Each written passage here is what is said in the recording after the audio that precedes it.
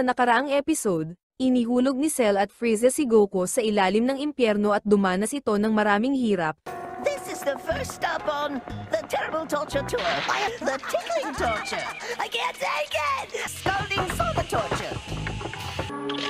I can't move my body! Sa huli ay nakulong si Goku sa isang yelo na hindi matutunaw ng 20 taon, habang sa Earth naman ay nakaharap ni 18 si 17 na kasalukuyang kontrolado ni Dr. Mew at Dr. Gero. Sa pagpapatuloy, nagpatuloy si 17 sa pagtatangkang kontrolin si 18, kaso hindi ito natuloy nang makialam si Krillin. Nagalit si 17 at tinapos si Krillin. Dahil sa nangyari ay nagalit si 18 at sumugod. Naisatakihin ni 17 si Marron pero pinrotektahan ito ni 18. Nag-decide si 17 na umalis matapos matalo si 18. Sa impyerno, naghahanda na sina Cell at Frieza para tapusin si Goku nang biglang natunaw ang yelong nakabalot dito. Ayon sa lola ay umeepekto lamang ang yelo sa mga patay kaya hindi ito eepekto kay Goku na nabubuhay pa. Nakawala nga si Goku at binuksan ang makina ng yelo. Pagkatapos ay ginamit ito laban kina Cell at Frieza. Naging yelo ang dalawang kupal at nabasag ito ni Goku nang hindi sinasadya. Sunod ay pinakita si Gohan na binabanatan ni General Rildo. Buti na lang ay dumating ang iba at tinapos si General Rildo sa isang atake. Dumating din si Pan kasama si Master Pogi at Giro at ibinalik sa dati ang katawan ni Gohan. Samantala, patuloy ang pakikipaglaban ni Vegeta kay Hellfighter 17 nang dumating si 17. Sinundan ito ng buong Dragon Team na pumunta para tumulong. Dito na nagsanib ang dalawang 17 at naging Super 17.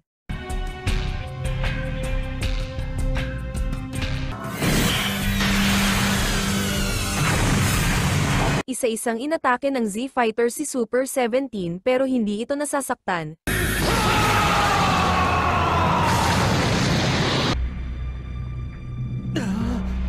You've gotta be kidding! Inutusan ni Dr. Gero si Super 17 na umatake at sumunod ito.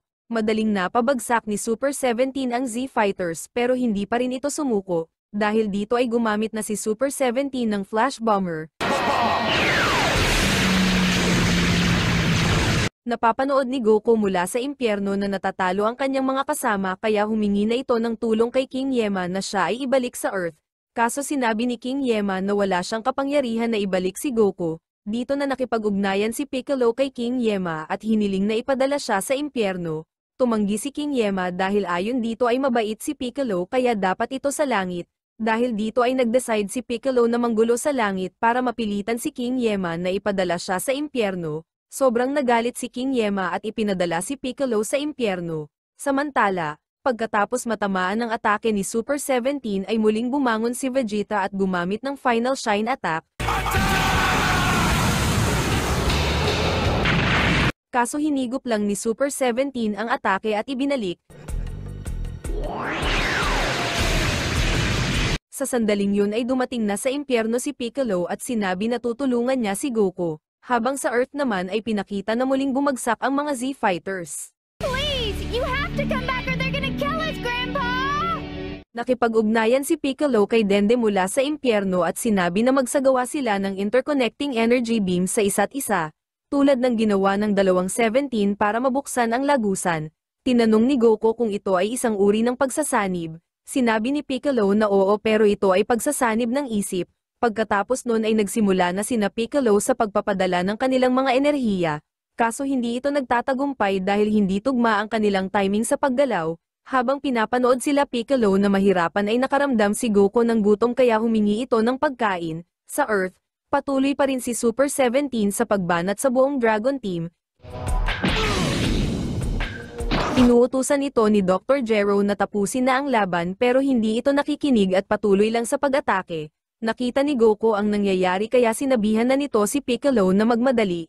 Kaso nahihirapan pa rin sila Piccolo na pagtugmain ang kanilang timing. Samantala, pinakita na nakapila na kay King Yema ang lahat ng kontrabida na muling pinatay ng Dragon Team. Sa Earth, hinamak ni Super 17 ang Super Saiyan ni Vegeta kaya nagalit ito at muling sumugod.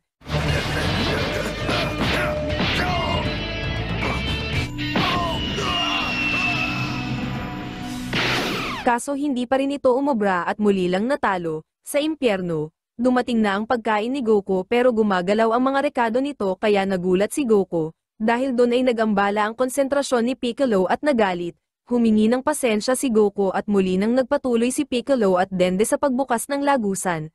Kaso nahihirapan pa rin ito na magsabay kaya nag-decide na si Goku na payuhan ito na gumamit ng mga salita tulad ng ginawa nila ni Pan kay Master Lud. Bagamat nakakahiya ang payo ni Goku ay umepekto ito at nagawa nilang mabuksan ang lagusan.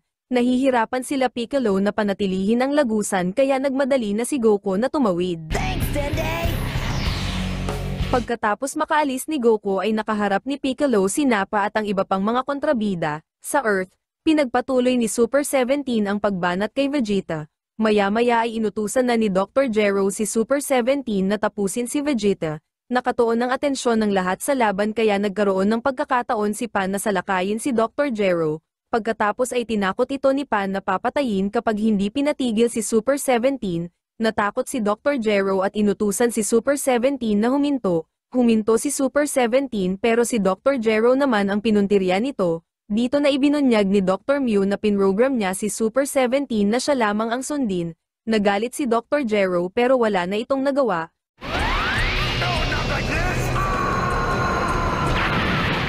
Pagkatapos nun ay muling pinuntirya ni Super 17 si Vegeta at muli itong hinamak. Dahil doon ay pinilit na bumangon ni Vegeta para ipakita na handa siyang lumaban hanggang sa huli. Dumating si Goku sa tamang oras at nailigtas si Vegeta. Nagulat si Dr. Mew at agad na inutusan si Super 17 na patayin si Goku. And you'll fail again!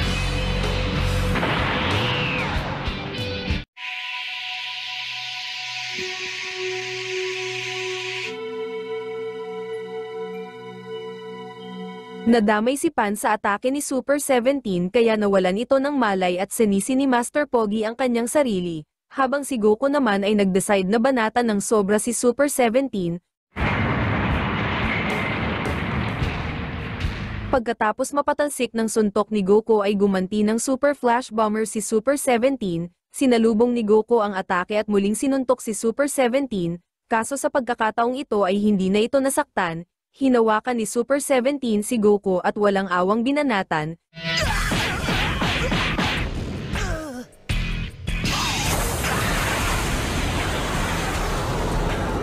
Sa lakas ni Super 17 ay madaling napabagsak nito si Goku. Ganun pa man hindi pa rin sumuko si Goku at muling umatake.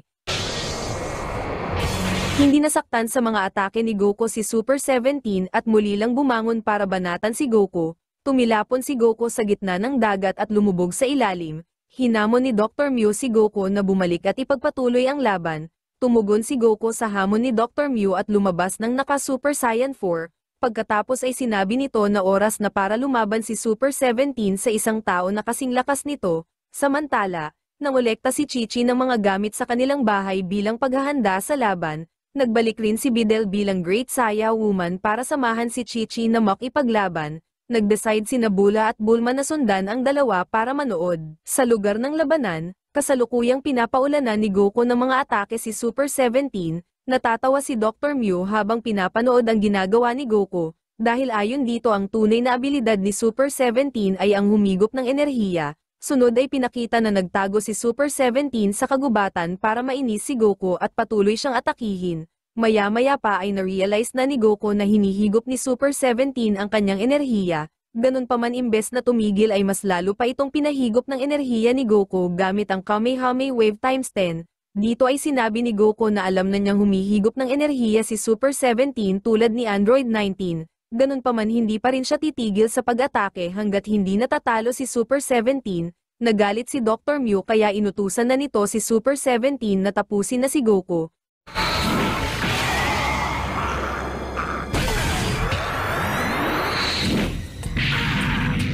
Sinubukan ni Goku na gumamit ng Kamehameha Wave pero napigilan ito ni Super 17, hindi maintindihan ni Goku kung paano nahuhulaan ni Super 17 ang kanyang mga atake.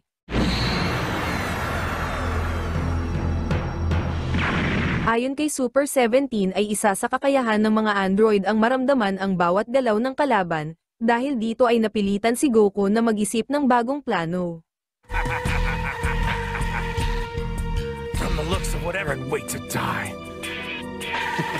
Giving up all... Samantala, isinama ni Videl si Chi-Chi sa paglipad papunta sa labanan, kaso bigla itong natakot at nagreklamo. Nakasunod sa dalawa sina Bula at Bulma na nakasakay sa isang hovercar. Dito ay napansin ni Bulma ang malaking pinsala sa Earth na dulot ng laban ni Goku at Super 17. Sa lugar ng labanan, naghanda ng Electro Eclipse Bomb si Super 17 para tapusin si Goku. Sa kabutihang palad ay nagawang makaiwas ni Goku at pumunta sa likuran ni Super 17. Inihayag ni Goku na balak niyang pasabugin ang sarili kasama si Super 17. Natakot si Super 17 at pinilit na makawala pero nabigo ito. Isang napakalaking pagsabog ang ginawa ni Goku at naramdaman ito sa buong mundo.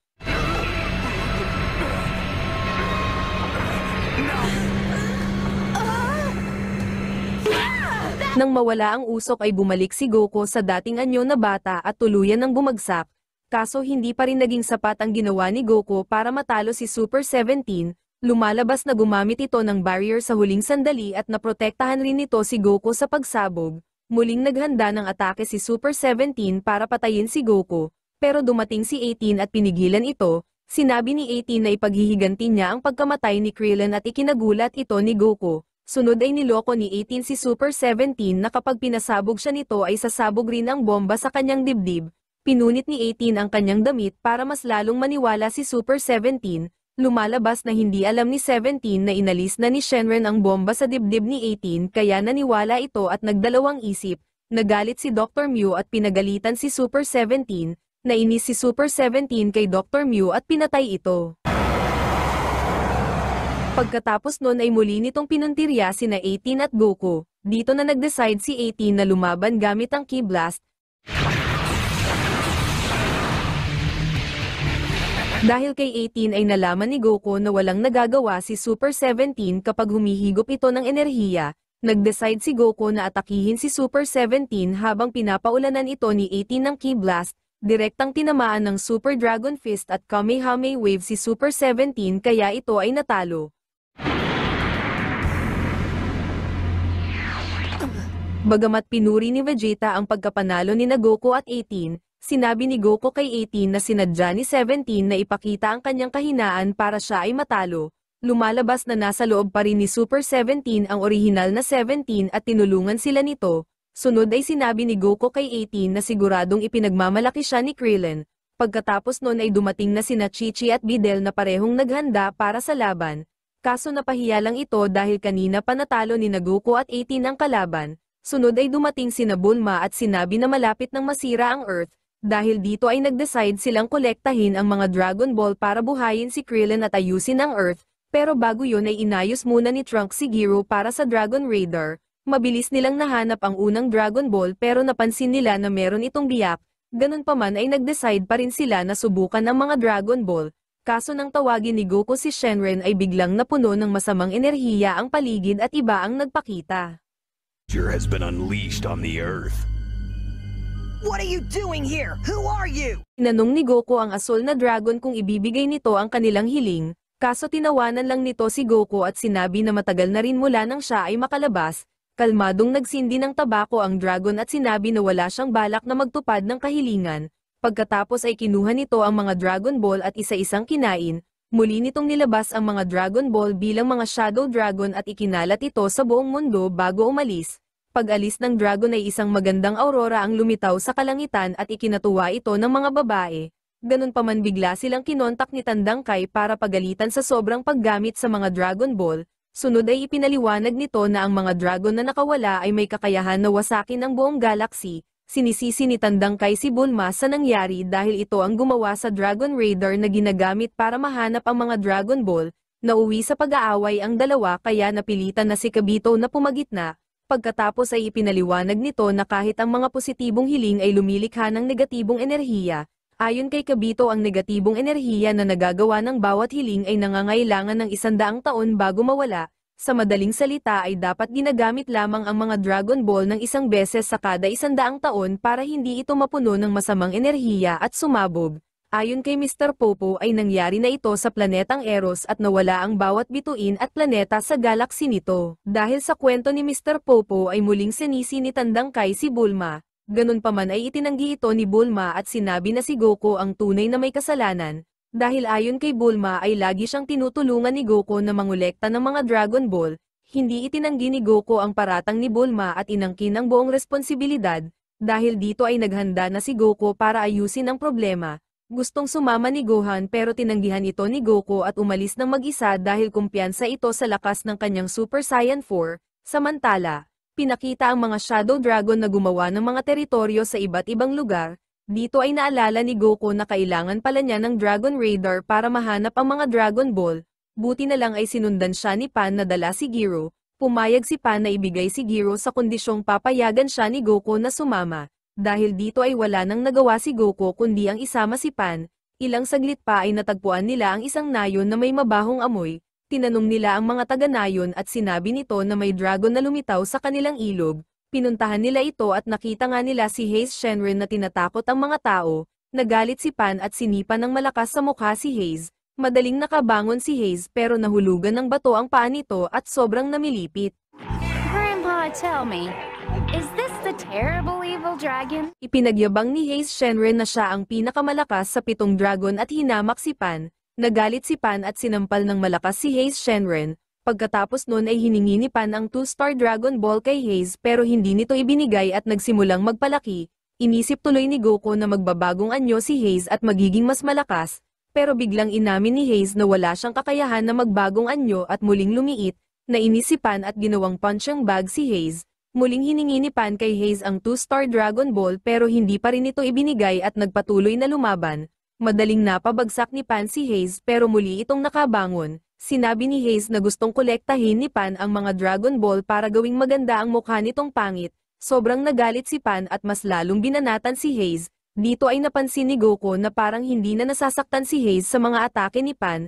Muli pang umatake si Pan pero hindi na ito umubra kay Haze. Pinaguntog ni Haze si Goku at Pan at itinapon.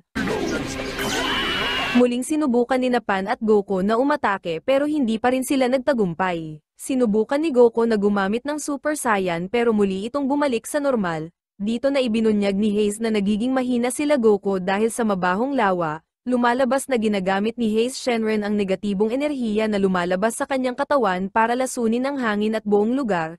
Sunod ay ibinunyag ni Haze na si Goku ang lumikha sa kanya, dahil ginamit nito ang Dragon Ball noon para buhayin ang ama ng batang si Oppa. Pagkatapos magsalita ay pinagulong ni Haze si Pan papunta kay Goku. Pagbangon ni Goku at Pan ay muli itong inatake ni Haze. Sunod ay dinampot ni Haze ang hindi makagalaw na sina Goku at Pan para itapon sa mabahong lawa. Sinubukan itong pigilan ni Gero gamit ang kanyang mga missile, kaso hindi ito nasaktan at itinapon silang lahat sa lawa. Mawawalan na sana ng pag-asa si Pan nang bigla siyang kaladkarin ni Gero sa parte ng lawa na hindi marumi. Dinala rin doon ni Gero si Goku at natuklasan nila na pinapanatiling malinis ng isang bukal ang parteng yun. Inutos ni Pan kay Goku na patamaan ang bukal ng Kamehameha Wave, dahil doon ay muling nakabalik sa itaas ng lawa sina Goku at Pan para tapusin si Haze. Direktang tinamaan ng pinagsamang Kamehameha Wave ni Goku at Pan si Haze kaya hindi na ito nakaligtas. Nakuha ni Goku ang 2-star Dragon Ball at bumalik na sa dati ang lahat. Sa pagpapatuloy ng paghahanap ni Goku at Pan sa mga Dragon Ball ay napadpad sila sa isang abandonadong lungsod. Dito ay nag-decide si Pan na bumili ng inumin sa isang vending machine pero imbes na inumin ay isang putik na gumagalaw ang lumabas. Ayon sa mag-asawang matanda ang putik ay humihigop ng kuryente at ito ang dahilan ng pag-alis ng mga tao sa lungsod. Nag-decide si Goku na manatili sa lungsod para hanapin ang Dragon Ball. Maya-maya pa ay nakita na nila ang 5-star Dragon Ball at nagpakilala ito bilang Rage Shenron. Sinabihan ito ni Goku na mukhang mahina kaya pinakita nito ang kanyang kakayahan. Inutusan ni Rage Shenron ang kanyang mga electric slime na kuryentehin sina Goku at Pan. Sunod ay kinolekta ni Rage Shenron ang lahat ng kanyang slime para gawing Titan ang kanyang sarili. Ibinunyag ni Rage Shenron na ang nagbigay buhay sa kanya ay ang hiling ni Master Roshi na buhayin si Goku para kalabanin nito si Vegeta at Nappa. Pagkatapos magkwento ay nagsimula ng umatake si Rage. Masyadong malakas si Rage kaya napilitan na si Goku na gumamit ng Super Saiyan 4. Muling inatake ni Rage si Goku ng kuryente pero hindi na ito nasaktan. Nag-decide si Goku na tapusin na ang laban sa pamamagitan ng Kamehameha Wave times 10. Kaso kinuha lang ni Rage ang Kamehameha Wave at ibinalik ito kay Goku at Pan. Pinrotektahan ni Goku si Pan mula sa pagsabog kaya bumalik ito sa dati, habang si Rage naman ay hinigop ang kuryente sa buong lungsod kaya mas lalo pa itong lumaki. Sinubukan itong patamaan ni Pan ng Ki Blast pero ibinalik lang ito sa kanya ni Rage. Nagpatuloy si Rage sa paglaki at nagawa nitong mahuli sina Goku at Pan. Malapit na sanang mapatay ni Rage sina Goku at Pan nang biglang umulan. Ang tubig mula sa ulan ay nagdulot ng pag-short circuit ng katawan ni Rage. Dahil dito ay nakawala sina Goku at Pan at pinanood na lamang sa malayo si Rage habang sumasabog. Pagkatapos sumabog ng slime na katawan ni Rage ay bumalik na ito sa orihinal nitong laki. Kaso muli nitong sinubukan na atakihin si Pan kaya napilitan na si Goku na tapusin ito gamit ang Kamehameha Wave. Dahil doon ay tuluyan nang namatay si Rage Shenron at nakuha na nina Goku at Pan ang 5-star Dragon Ball. Sa muling pagpapatuloy ng paghahanap ni Goku at Pan ay nakarating sila sa isang nayon sa tabi ng dagat. Inaaway ni Pan si Giro nang biglang may bumagsak na octopus sa ulo nito. Pagkatapos ay nasundan pa ito ng mas maraming isda at iba pang nilalang sa dagat. Dahil dito ay nagsipuntahan sa kinaroroonan ni Pan ang mga tao para kumuha ng mga isda.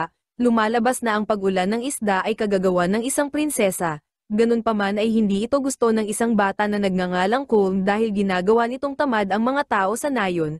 Nagalit kay Colm ang kanyang ama pero pinagtanggol ito ni Goku. Ayon kay Colm ang isda ay ibinabagsak na lang ni Prinsesa Otto mula sa langit kaya tumigil na sa pangingisda ang mga tao at lagi na lang nagpa-party. Nabanggit rin ni Colm na tila may nananakit sa mga ibon kaya nagkakaroon ng pinsala ang mga ito at sobrang natatakot. Pagkatapos nun ay may na-detect si Giro na Dragon Ball mula sa direksyon ni Prinsesa Otto. Dito na na-realize ni Goku at Pan na si Prinsesa Otto ay isa sa mga Shadow Dragon. Sinabi ito ni Goku sa mga taga-nayon kaya natakot ang mga ito at nagsitakbuhan. Lumapit kina Goku at Pan si Prinsesa Otto at nagpakilala bilang Oceanus Shenron. Nahihiya na inamin rin nito na ang nagbigay buhay sa kanya ay ang hiniling na panty ni Ulong para pigilan ang plano ni Emperor Pilaf. Tumawa ng malakas si Goku kaya nagalit si Oceanus at nagsimula ng umatake. Sinubukan ni Goku na gumanti ng atake pero pinapalihis lang ito ni Oceanus. Dinala ni Pan si Colm sa ligtas na lugar habang si Goku naman ay naiwan para makipaglaban. Nasira ang damit ni Goku at lumabas ang pototoy nito. Dahil dito ay hinayaan muna ito ni Oceanus na damitan ni Pan. Ganun pa man dahil sa atake kanina ay nalaman ni Goku na nasa paraan ng pag-ikot ni Oceanus ang sikreto nito. Pinuri ni Oceanus si Goku at nagbagong anyo na ikinagulat ng lahat dahil sobrang pangit. Ibinalik ni Oceanus ang magandang mukha at sinabing walang sino mang nakakita sa kanyang tunay na anyo ang nabuhay. Ginaya ni Goku ang teknik na pag-ikot ni Oceanus at ginamit ito sa laban. Sinuntok ni Goku ng malakas sa mukha si Oceanus, pero ginantihan siya nito ng malalakas na bugso ng hangin. Biglang lumipad ang ibon na dala ni Colm at pumunta sa mata ng buhawi na nakapalibot kay Oceanus. Sinalakay ng ibon si Oceanus mula sa itaas na ikinagulat ni Pan. Niligtas ni Pan ang ibon at pinasalamatan ito dahil nalaman na niya ang kahinaan ni Oceanus. Habang binabanatan ni Oceanus si Goku ay inatake ito ni Pan ng Kamehameha Wave mula sa itaas. Direktang tinamaan si Oceanus at bumalik sa pagiging pangit. Sinamantala ito ni Goku at umatake rin gamit ang napakalaking Kamehameha Wave. Pinuri ni Goku si Pan sa matagumpay na paggamit nito ng Kamehameha Wave. Pagkatapos ay pinasalamatan ng mga tao sina Goku at Pan sa pagpatay nito kay Oceanus. Ilang saglit pa ay dumaan ang mga ibon na inalagaan ni Colm at iniwan nito kay Pan ang 6-star Dragon Ball na nagmula kay Oceanus. Bago magpaalam ay hiniling ni Colm kay Pan na turuan siyang lumipad. Pumayag si Pan at sinabihan si Colm na puntahan na lang siya sa bundok Paozu. Ang tatlo ay muling lumipad para hanapin ang susunod na Shadow Dragon. Dinala sila ng radar ni Giro sa lokasyon pero wala silang nakita na Shadow Dragon sa lugar. Sinabi ni Giro na nasa ilalim ang Dragon Ball kaya nagsimulang maghukay si Goku, pero natigilan ito nang biglang lumindol ng malakas. Ang pinagmulan ng lindol ay ang isang purple mole-like dragon na sina Torrent Shenron. Hindi nito binibigyang pansin ang tatlo kaya sinigawan ito ni Goku sa tenga ng malakas. Nagulat sina Torrent nang makita si Goku pero inamin nito na hindi siya mahilig makipaglaban. Ganun pa man tumanggi pa rin itong isuko ang kanyang Dragon Ball, ipinagpatuloy ni Torrent ang pagtatunnel habang ang tatlo naman ay sinundan ito mula sa itaas. Ayaw ni Goku na mangbanat ng nilalang na ayaw lumaban kaya sinubukan niya muna itong asarin para magalit. Hindi umubra ang ginawa ni Goku kaya inatake na ito ni Pan ng maraming Ki Blast. Kaso hindi pa rin ito napigilan sina Turin sa pagtatunnel at na-realize nila na patungo ito sa isang lungsod, dahil dito ay nagmadaling umalis sina Goku para bigyan ng babala ang mga tao. Pagdating nila sa lungsod ay nagsimula ng lumindol kaya agad na silang kumilos at niligtas ang lahat, nailigtas ni Goku at Pan ang buong lungsod at nabigo ang plano ni Turin. Ikinagalit ni Turin ang pakikialam ni Goku at umatake. Naiwasan ni Goku ang atake at sinipa si Turin palabas ng lungsod. Dito na ibinunyag ni Turin na ang lumikha sa kanya ay ang hiling na bumuhay sa mga taong pinatay ni Majin Vegeta sa World Martial Arts Tournament. Pagkatapos magkwento ay muling umatake si Turin gamit ang Aftershock. Pero mabilis na natuklasan ni Pan na madaling maiwasan ang atake ni Turin kapag lumilipad. Sa huli ay natamaan si Turin ng sariling atake matapos nitong atakihin si Goku at Pan na nakatungtong sa kanyang ulo. Dahil sa nangyari ay tuluyan ng natalo si Turin at nakuha ni Goku at Pan ang 7-star Dragon Ball. Kaso biglang lumaki at lumiwanag ang Dragon Ball at hinigop nito si Pan. Sinubukan ni Goku na iligtas si Pan pero nahigop pa rin ito ng bola. Sa loob ay unti-unting nagbago ang anyo ni Pan at naging Turin Shenron na mas malaki. Pinagtawanan ng 7-star Dragon si Goku at sinabi na naloko niya ang mga ito. Lumalabas na ang tunay na kapangyarihan ni Turin ay ang kumuha ng katawan ng iba. Pagkatapos nun ay sinalakay na ni Turin si Goku. Naniniwala si Goku na buhay pa rin si Pan dahil ginagamit ni Turin ang kapangyarihan nito. Dito nga ay nagawang gumamit ni Turin ng Kamehameha Wave laban kay Goku. Pagkatapos nun ay sunod-sunod pang umatake si Turin gamit ang kapangyarihan ni Pan. Nadadamay ang mga tao sa atake ni Turin kaya napilitan na si Goku na gawin ang pinakamasakit na desisyon. Ito ay ang talunin si Turin kasama si Pan na nasa loob nito. Nag-transform si Goku sa Super Saiyan 4 at hinarap si Turin. Only what I'm liable to do!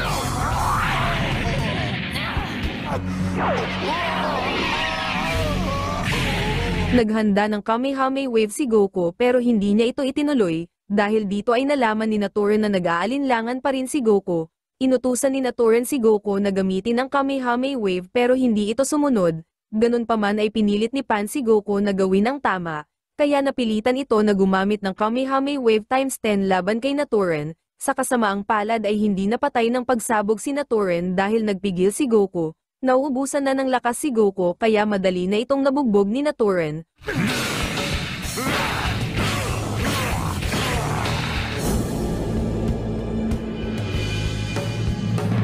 Bumagsak si Goku kaya naging kumpiyansa si Turin at sinabing siya ang magiging tunay na Shenron. Sa pag-aakalang nanalo na siya ay inilabas nito ng bahagya si Pan para makita ito ni Goku. Kaso bigla itong hinawakan ni Goku at kinuha. Dahil dito ay bumalik si Turin sa kanyang tunay na anyo na maliit at mahina. Sinimulang takutin ni Goku si Turin kaya naging desperado ito at naisip na sumanib sa ibon. Kaso napigilan ito ni Goku. Sinubukan pang umatake ni Turin kaya nag-decide na si Goku na tapusin ito. Pagkatapos mapatay si Turin at makuha ang Dragon Ball ay biniro ni Goku ang natutulog na si Pan. Pinagpatuloy ng tatlo ang paghahanap ng Dragon Ball sa isang lungsod na sobrang init. Maya-maya pa ay napansin ni Pan na lumaki ang araw at may tumalon na isang nilalang mula dito. Nagpakilala ang nilalang bilang Nova Shenron ang ikaapat na Dragon Ball.